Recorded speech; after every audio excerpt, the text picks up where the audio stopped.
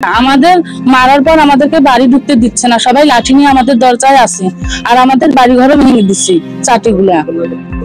999-এ phone করে তারপর police আসছে। আমাদের জমি দখলে ছিল, দখলীয় জমি ওরা হঠাৎ করে দখল করতে আসছিল, এই নিয়ে মারামারি লাগছে। আমার নাম মোসাম্মদ তুলি আক্তার, আমি মোহাম্মদ আফসার আলীর মেয়ে, ছোট মেয়ে। আমাদের জমি হঠাৎ ওরা আজকে দখল করছে, জমি বেড়া দিয়ে ঘিরছে। তখনই আমরা গিয়ে বেড়াটা খুলতে ধরছি, তখনই ওরা এসে আমাদের উপরে হামলা করে।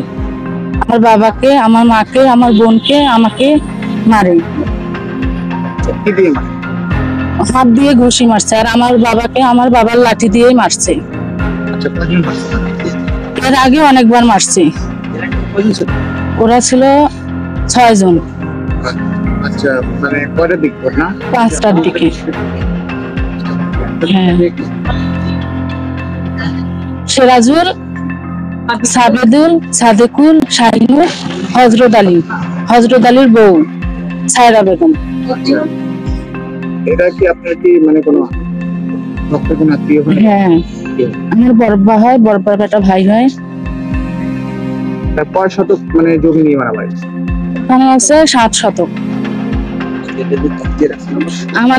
আমার কোনো ভাই নাই, এই জন্য আমাদের উপর বারবার অত্যাচার করে, মারে। আর আমার বাবা খুব পঙ্গু। আমাদের মারার পর আমাদেরকে বাড়ি ঢুকতে দিচ্ছে না, সবাই লাঠি নিয়ে আমাদের দরজায় আছে, আর আমাদের বাড়ি ঘরে ভেঙে দিচ্ছে চাটিগুলা।